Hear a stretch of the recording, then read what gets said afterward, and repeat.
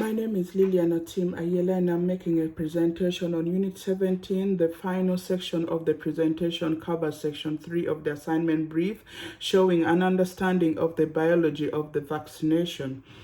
Active immunity does describe the resistance of the particular disease through creating antibodies, either naturally or artificially. Natural active immunity describes develops from the exposure to the specific pathogen, such as common cold. There are many strains of common cold, but once the body has been exposed to one, the immune system creates antibodies to attack the virus, which is then stored in the memory B cell as immune to that particular strain.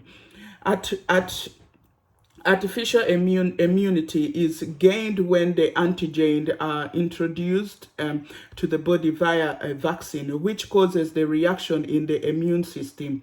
This reaction stimulates the production of antibodies and memorable cells in the same way as the vaccine response.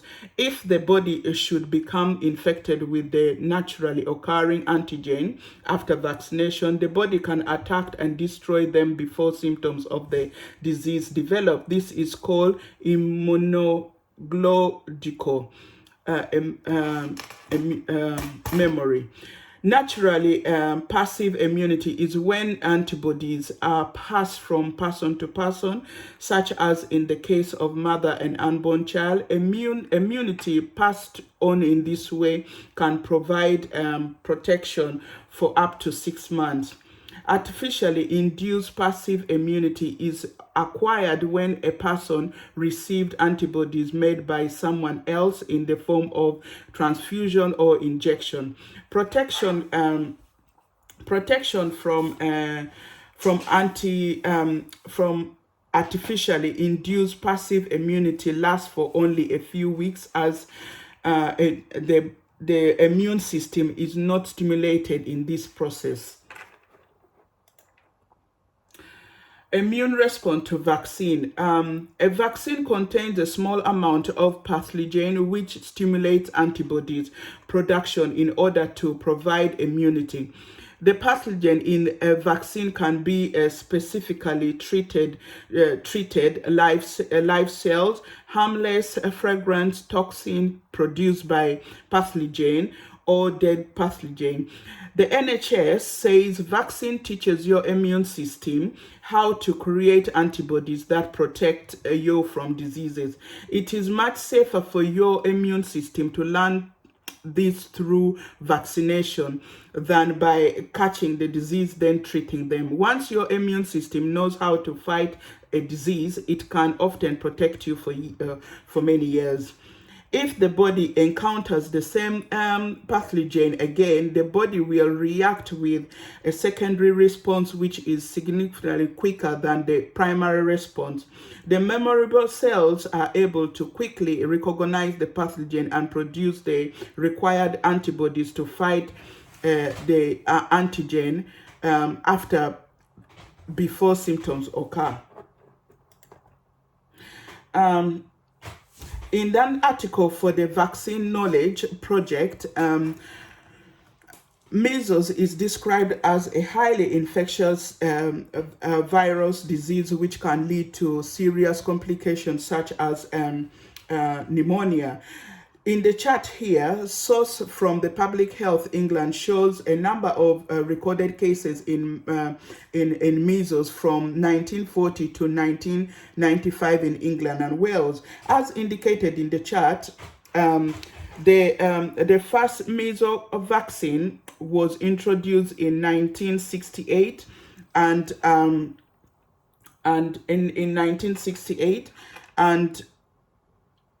in 1968 and has a dramatic effect on the number of cases. A second vaccine containing a measles pathogen was introduced in 1988, causing a further decline in recorded cases.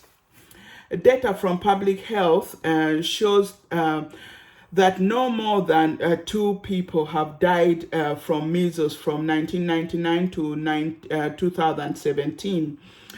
Between 1995 and 1999, a total of 10 people died age 10 plus. In the article for the Vaccine Knowledge Project, it is claimed that the number of children receiving MMR vaccine dropped in the 2000s, and this reduction was blamed on the several outbreaks since this time. According to the article 2016, cases of measles were reported in 2012 and 1,287 cases were reported in the first 6 months of 2013.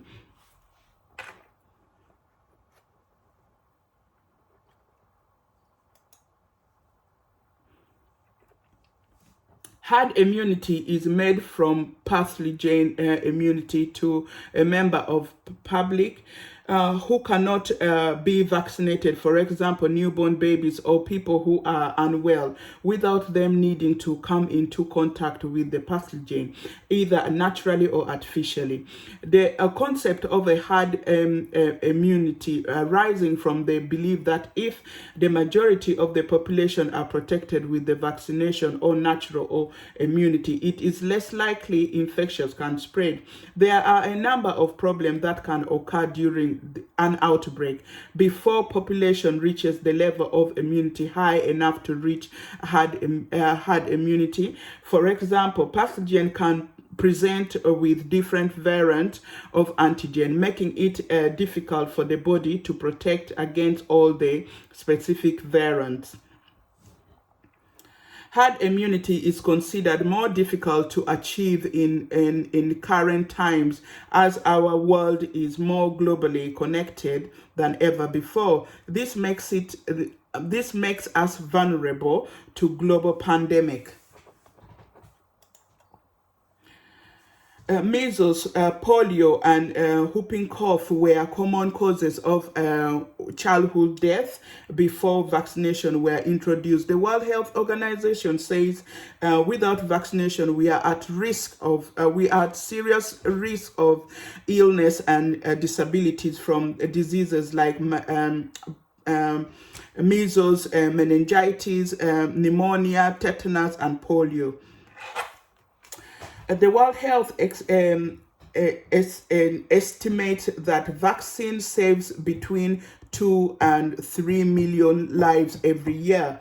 In 1979, the World Health declared smallpox had been eradicated by the worldwide. Immunization program and polio has not been seen in Europe since 2002. And another example of the worldwide vaccination program is the COVID-19. The COVID-19 coronavirus, known as SARS-CoV-2, which was first identified in the latest month of 2019, and vaccination began in the UK in December 2020. This vaccination program is ongoing, but at the time of writing, over 54.7 million vaccinations have been given in the UK, and more than 1.37 billion doses have been administered worldwide. Some people choose not to be vaccinated, and the World Health Organization say this disrupts the effectiveness of the program and labels them anti-vaxxers. In recent document produced by the UK government and the researchers and analysis papers indicates that reported vaccine uptake is lowered in areas of the high population minority. And this concludes my presentation.